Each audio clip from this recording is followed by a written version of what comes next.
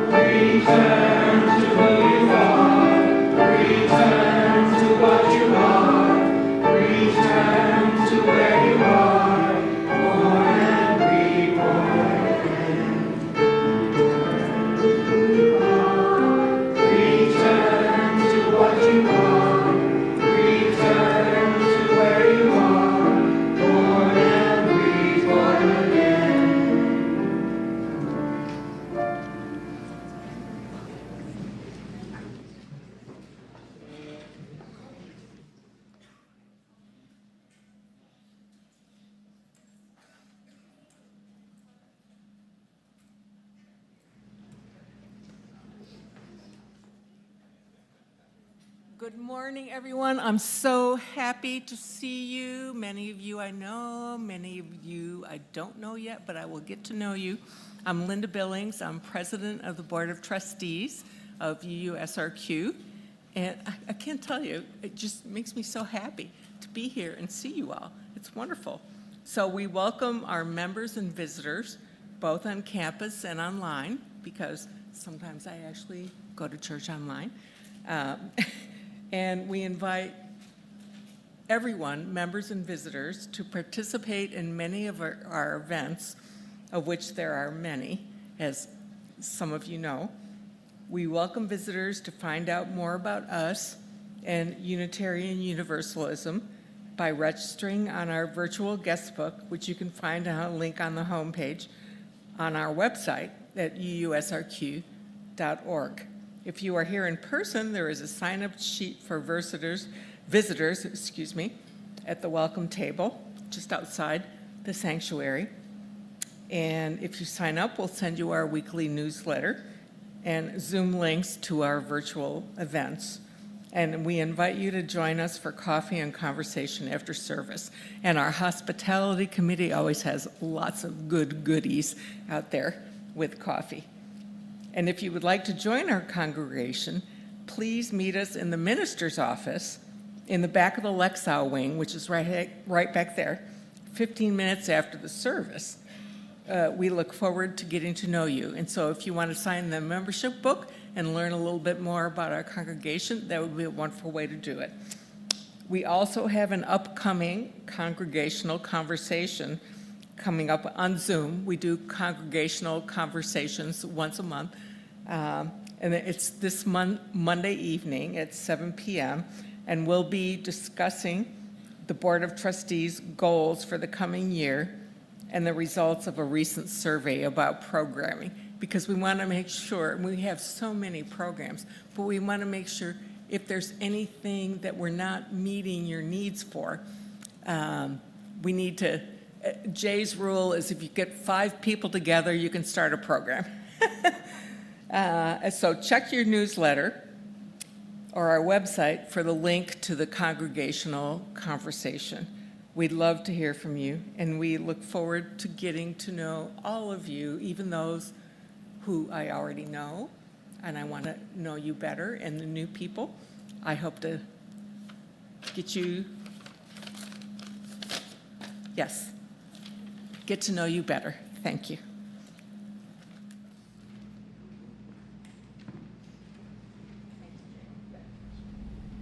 And it is now my great pleasure to welcome back.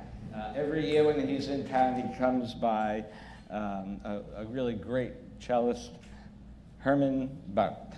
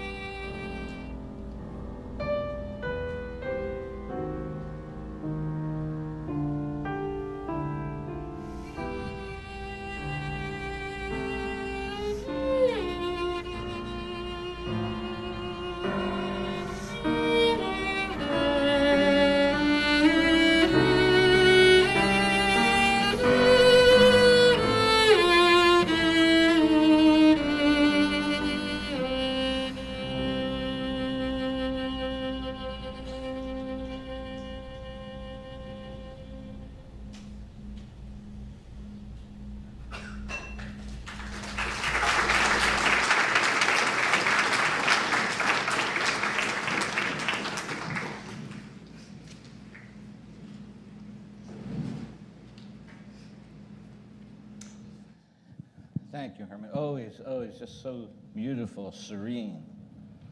Our opening reading today is from the Hindu Upanishads, adapted just slightly. We light this chalice to help us move from untruth to truth, to help us move from ignorance to wisdom, to help us move from animosity to love, to help us move from bondage to freedom. We rededicate ourselves before this light to affirm and practice truth, wisdom, love, and freedom today and in the days to come. So please join me now in lighting our chalice, a symbol to the shining light on the wisdom within and among us all. The pluralism, which will be in our order of service and on the screen. We celebrate on the screen. We celebrate that we are all sacred beings, diverse in culture, experience, and theology.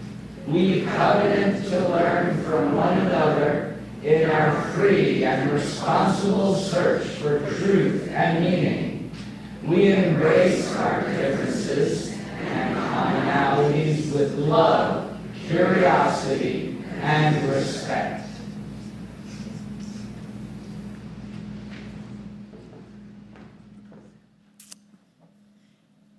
Good morning.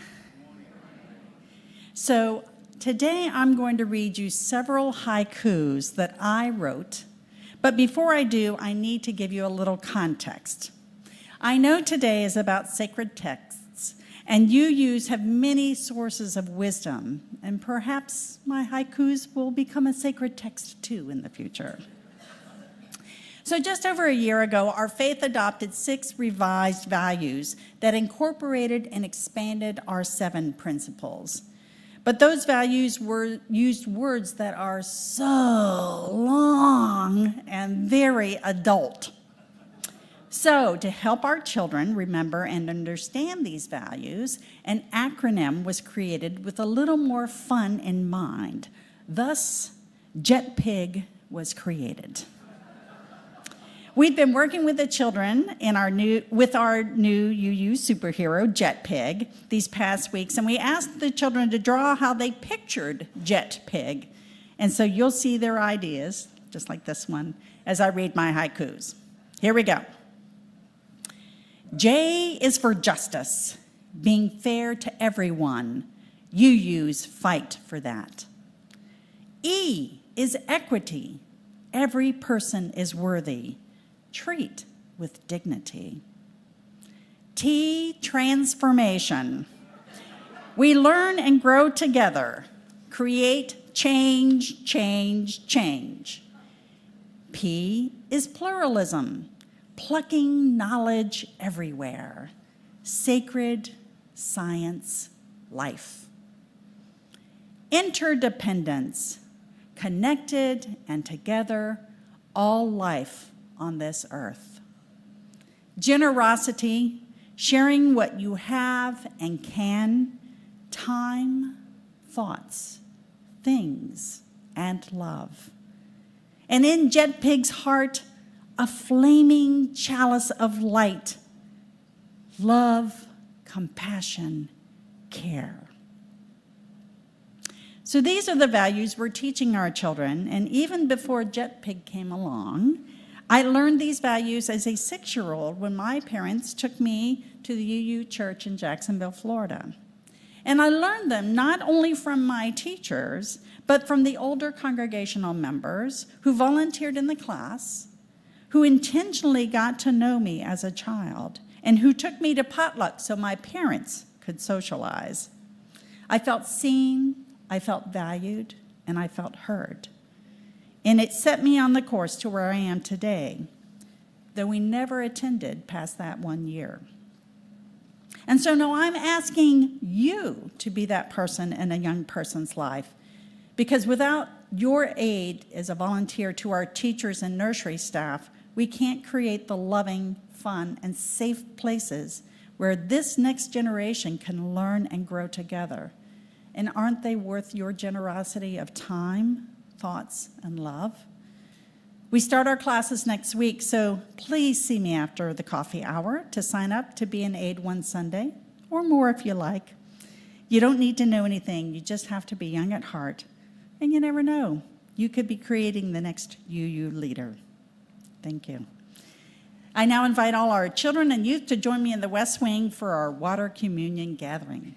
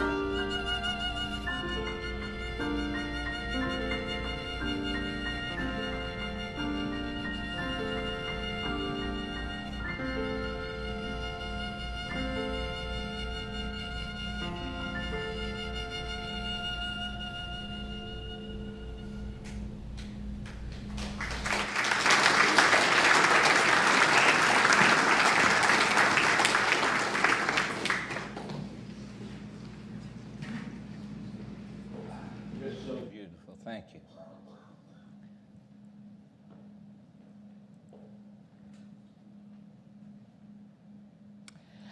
Our centering words are a poem I wrote that I interspersed with some Hebrew scriptures proverbs. Spirit of life and love, let us keep our minds open as we fill ourselves up with wisdom. From sources old and new, happy are those who find wisdom and those who get understanding. Let us keep our hearts open as we empty ourselves out of pain and suffering that we experience. Help us to remember the achievements and the missteps as we look forward into the unknown. Let us use it all as wisdom in how we move forward. Let us be grateful for all the wisdom that we have received since the beginning of time. Know that wisdom is sweet honey to our soul. If we find it, we will find a future, and our hope will not be cut off. So let us remain hopeful until the end of time as we enter now into a minute of silence. I invite you, if you're comfortable, closing your eyes and bring to mind one line maybe of a poem, a scripture, a lyric of wisdom that has carried you over time.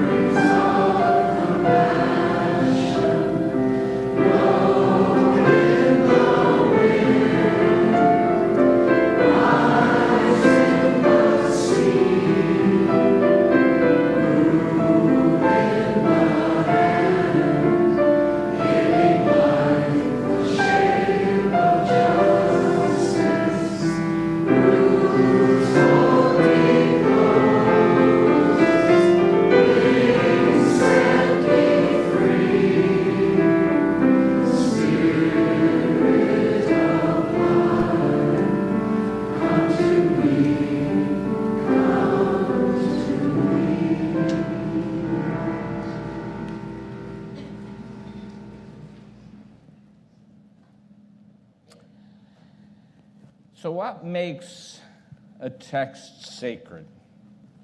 Why do some words carry us when life is heavy? This year, I'm inviting us to explore that together.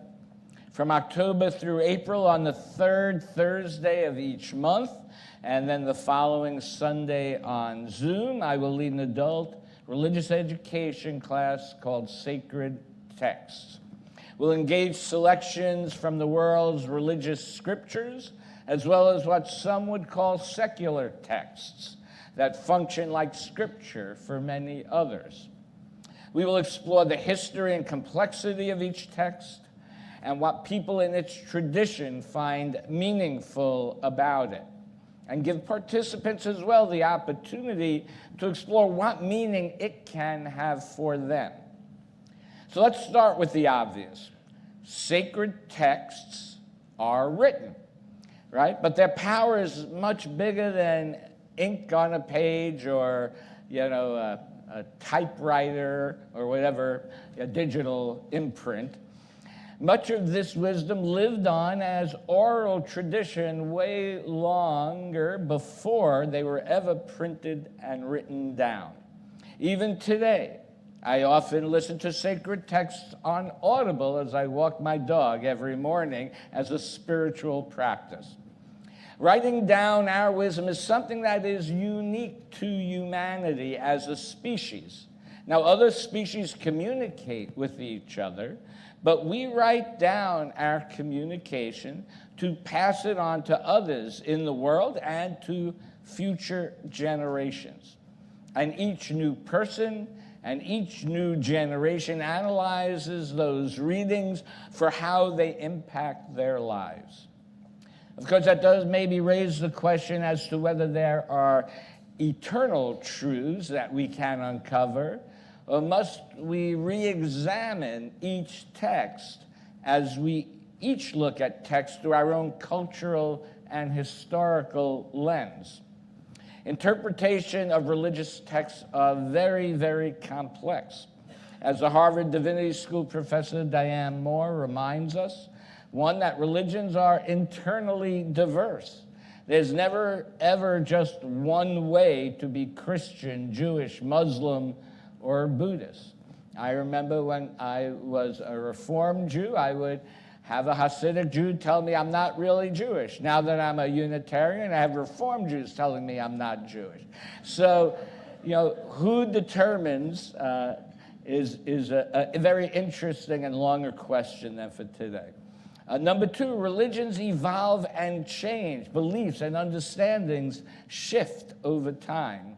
And three, religions are embedded in culture and history. And so context shapes interpretation for what it meant when it was written. Obviously, when the Christian scriptures were written, maybe in the first, second century of the first millennium, then they were living in under Roman occupation. So how does that reflect for us today, and what messages can we still take out of it? So when we explore sacred texts, we must resist easy answers. We must hold complexity. We must read with humility, aware that interpretation is always shaped by culture, history, and power. Of course, texts don't interpret themselves. Communities and individuals interpret them. So as an example, when we talk about how beliefs change over time, the Southern Baptist Convention public positions on abortion shifted dramatically from the 1970s in favor to the 2000s, where they are adamantly against it. Now, the Bible didn't change at all in that time, but the interpretive context did. And this is true for all texts. Meaning is not fixed. Meaning evolves. And so when we read sacred texts, our task is not to find the meaning, but to explore how texts can speak to us across time, how they have been used, and more importantly, how they might speak to us now. We also have to ask what makes some writings canons, while others are discarded and considered heretical. We know written texts are edited over time and often mistranslated. Often scriptures are written hundreds, sometimes even thousands of years after the founding of the religion. And even within individual tradition, there is a diverse understanding of the text. Jews, Christians, and Muslims are often called people of the book because their religions are influenced from texts that they hold sacred. The Jewish scriptures, the Christian Bible, and the Quran. They are held sacred because their communities agree they are sacred. I mean, it's very interesting to think about it. English Bibles, right, are drawn from Hebrew, Greek, and even Latin texts. And most academics believe Jesus spoke Aramaic. Right? So how texts are translated is very, very tricky. And this is why in every traditional mosque, even in America, the Quran is always recited in its original Arabic. And this is why we, as Unitarian Universalists, read not to find one final truth, but to deepen our understanding. Unitarian Universalism does not promote any one single text as truth. I believe this actually makes us stronger. We are as to what is called the living tradition. Our sources are not static. They evolve. We draw from the wisdom of world religions, from science and philosophy, from the prophets of justice, and most importantly from our lived experiences in the world. Right? So, as Unitarian Universalists, love is at the center, and we covenant to live our values. Justice, equity, transformation, pluralism, interdependence, and generosity, as we heard. That's how we got JetPig. I always say that in that order, right? It's an easy way for those of us maybe who have bad memories, right, to remember the values and to be able to say them without looking at my notes. I'm just saying that's I think that is an AI version of it, but yes. So we learn from many sources, and we learn from each other as well. And this means that every time we open a text, whether it's the Bible or any book that provides us wisdom, we ask, how does this speak to me now? Right? How does it call me now to live? And when we treat sacred as fixed and literally can clash with our lived experiences, right? And so then we either feel inadequate to understand the text, or we just reject the text outright, which often many people have done. Unitarian Universalists believe in ongoing revelation so that we can reject harmful interpretations without rejecting wisdom itself. Right? We can expand our learning and awareness of new ways of looking at text and looking at texts maybe we haven't read yet. Many of us do consider certain texts sacred to our spiritual and religious journey. So what makes something sacred for us today? How do we define something as sacred? I often think of the quote attributed to Rumi, where he says, out beyond ideas of wrongdoing and right doing, there is a field, and I will meet you there. When the soul lies down in that grass, the world is too full to talk about language and ideas. Even the phrase each other doesn't make any sense, end quote. Rumi is using language to define the feeling of beyond language, right? So I ask you to think about what texts take you beyond yourself, right? What texts help you transcend the everyday? What offers you insight? What offers you guidance? What texts lead you to act in the larger world for justice? What texts connect you to something larger than just yourself? What text connects you to the oneness of all things? Whatever that is for you, that is your sacred text. Reading can lift us up out of a tunnel vision long enough to get a glimpse of the wider horizon. The test of a sacred text isn't whether it's old, it's whether it opens us to a larger life and then sends us back out to live differently. As we consider the words that have carried us, let us remember that this congregation is helping write the story of our lives and our community in this place, in this time. Your gifts keep this community of learning and care alive. So we will now, as we consider that, as we take our offertory, please be as generous as you can for those online or here with a cell phone. There's a link to donate in the description of the YouTube video or the QR code above me or in the order of service. Let this sacred time begin.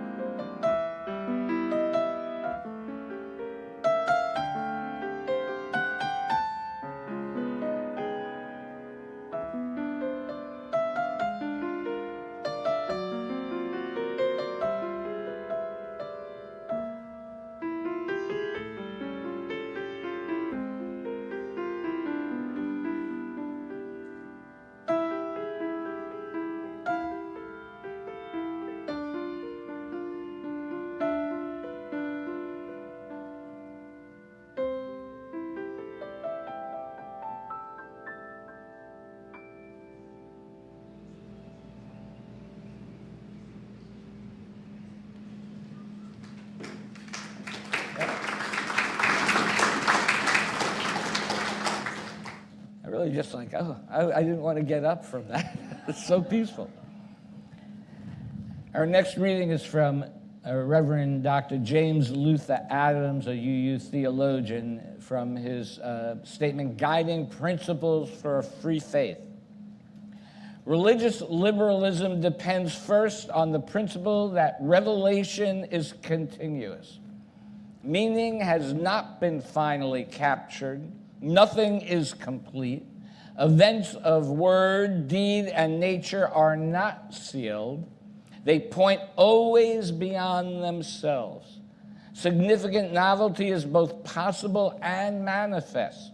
The liberals' ultimate faith is not in themselves. We find ourselves to be historical beings, living in nature and history, and having freedom in nature and history. The forms that nature and history take are fraught with meaningful possibilities. Whatever the destiny of the planet or of the individual life, a sustaining meaning is discernible and commanding in the here and now. Anyone who denies us denies that there is anything worth taking seriously or even worth talking about. Every blade of grass, work of art, every scientific endeavor, every striving for righteousness bears witness to this meaning. Indeed, every frustration or perversion of truth, beauty, or goodness also bears this witness. As the shadow points around the sun, we put our faith in a creative reality that is recreative. Revelation is continuous. And now, one last time today, Hermann, Berndt.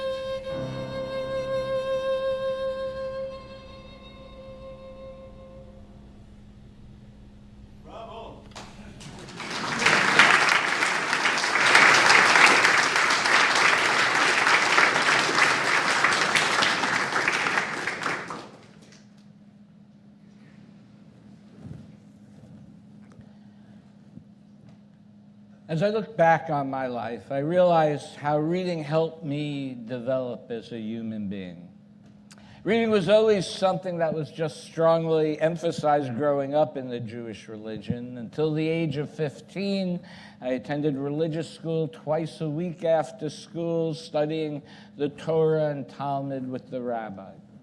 This created a very discipline of critical thinking and critical reading. In my home, it didn't matter what I read as long as I read.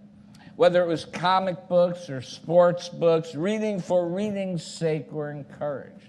And I would consider some of those early comic books I read as very formative, and actually I would consider them sacred. It was almost like a spiritual practice. There were my parents, once again, sneaking in spiritual practices on an unassuming youth without my even realizing it. But that love of reading helped me realize that there were worlds beyond which I lived. Right? My first job out of high school was in the mailroom of a very large New York City advertising agency called Scally, McCabe, and Slows. Very successful. Most of the people, because I was in the mailroom, didn't pay any attention to me. However, one day, the CEO, Marvin Slow, spotted my sort of pulp fiction paperback. I have no idea what I was reading. And he said to me, he looked at me sternly in the eye, and he said, if you want to go somewhere, you should be reading books like Look Homeward Angel by Thomas Wolfe, not that stuff. Well, he didn't really say that stuff. He used much more vulgarity than that. Which was also a very telling thing for me. As I found out, I expected the CEO would be this very refined person. Turns out he grew up in the Bronx, too, and he grew up to be a CEO of a very major company. So I thought, well, okay, there's still some hope. And I guess CEOs can talk with vulgar. That has changed over the years, I will tell you. But anyway, so that night I literally went out and bought the book, Look Homeward Angel, because I was a striving kind of kid. And literally, when I was reading, I had to keep back then we did not have computers, I had to keep an unabridged dictionary like next to me while I was reading it. The novel's arc was about a young person leaving home in order to grow. And I saw in myself that same arc. That book and many that came after lifted me up and gave me encouragement that I could transcend my environment. That book became sacred to me. Sometimes a book is sacred because it's the right book at the right time in our lives. Reading taught me that past is not our destiny. Reading taught me discernment. What resonates with my soul, what to set down, and what invites deeper study. And there was a lot of the latter. I moved on from comic books and sports to literature, plays, biographies, history, science fiction, and then moving my way through all the Eastern religious texts. I did not read the Christian scriptures or the Quran until actually I attended seminary later in life. Through all of this, I read different views of the world and of different possibilities for the future, how different communities envisioned the world for themselves. And that gave me hope, and it also gave me faith. Faith in myself, faith in humanity, and faith that the universe can work for good. And I think that is true for many of us in many different ways. You know, when I put out a request on Facebook a few weeks ago asking you to share your sacred text, and the responses were, not surprisingly, quite diverse. There were some who respond with traditional scriptures, but most responded with various poetry, Shakespeare, science fiction, spiritual, sociological books, historical texts. A few of you even mentioned the Constitution and the Bill of Rights. The point is this: We each find the sacred in different forms. A text becomes sacred by how it shapes our lives and our living. When I first started my intentional spiritual journey many years ago, that discipline, love, joy of reading that I had when I was young kicked in. Although they weren't as easy as comic books. But there were so many books. And I would fastidiously highlight key passages in books. And, after reading enough books, I could not possibly remember everything I read, let alone where I'd read it. So I started my own sort of book of sacred texts. I've always been one who has written in a journal, and I do think it's helpful to look back every now and then and see what I used to think about and how I have evolved, or sometimes maybe devolved over time, so in my thinking. But when I pulled out this book in preparation for today's service, and on the front page was my one-sentence vision of my overarching ministry: to instill the world with a vision of peace, compassion, and inclusiveness, end quote. Simple, and I think still valid for me. And in that packet, I found a treasure trove of things that I had saved over the years: news clippings about articles about ministry, letters from people along the journey encouraging me in my pursuit, letters from the UUA formally affirming my call to ministry, emails about the death of a close friend, scriptures that I saved, prayers, writings of the great world religions, poems that moved me, quotes that moved me beyond my life. And in the collection, I also found some fortune cookies that I had collected over the years. You can see some of them are a little more frayed than others. Sat in my wallet probably for a long time before I put them in the book. But they had such wisdom as: to find ourselves, we first must lose ourselves, and you'll never know what you can do until you try. Great aphorisms, but in that moment when I opened it, I have to say this, they don't make fortune cookies like that anymore. They seem very banal now, a lot of the fortunes I get in the cookies these days. Anyway, over the years, I now started saving many of these writings on a file in my computer, or through highlighting on books on my Kindle, which I can now download into my computer. But I do suggest that if you want to try this, just start with a small notebook. I keep my phone next to my bed at night, and so if I see something, I can write it down or think of something. But it could be a computer file as well, and you can call it My Sacred Text. And when a line grabs you, copy it, add a sentence maybe about why it matters to you, and over time, you will have your own personal canon of sacred texts.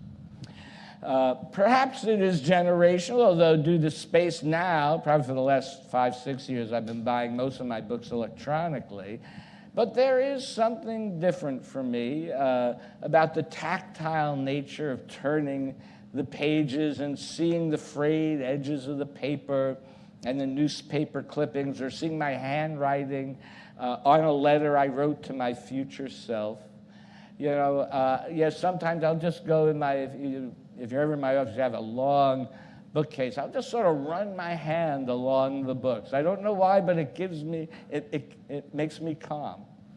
Well, I just want to say, though, our life, I wrote a letter to my future self. Our life is a journey, and we have to choose how we are going to live it. It's important to be intentional about it, or it will just sweep us right away.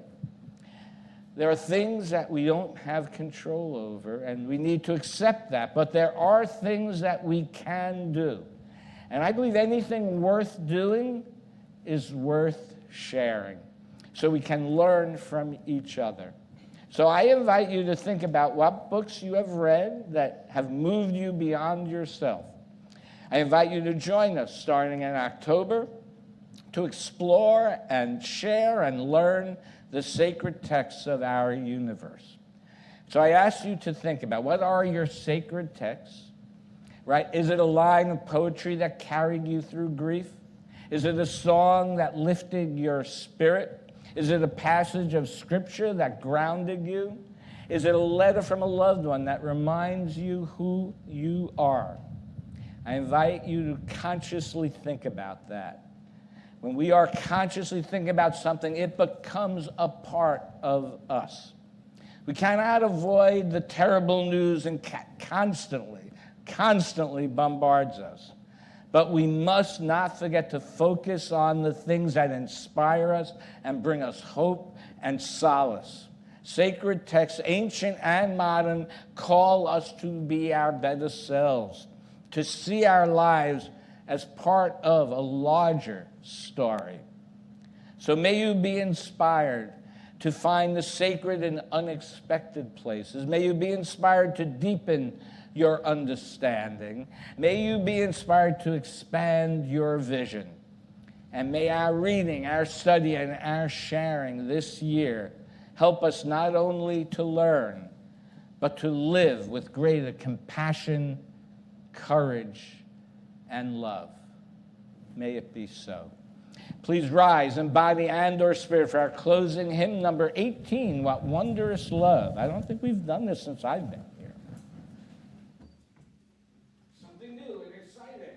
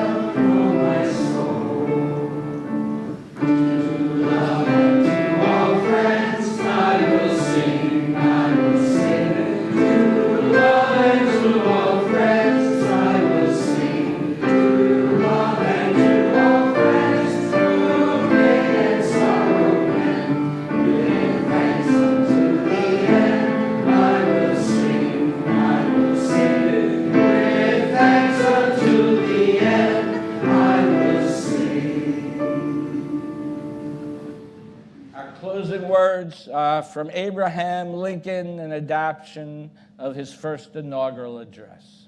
The mystic chords of memory stretching to every living heart and hearthstone all over the broad land will yet swell the chorus of the universe when again touched, as surely they will be by the better angels of our nature, end quote.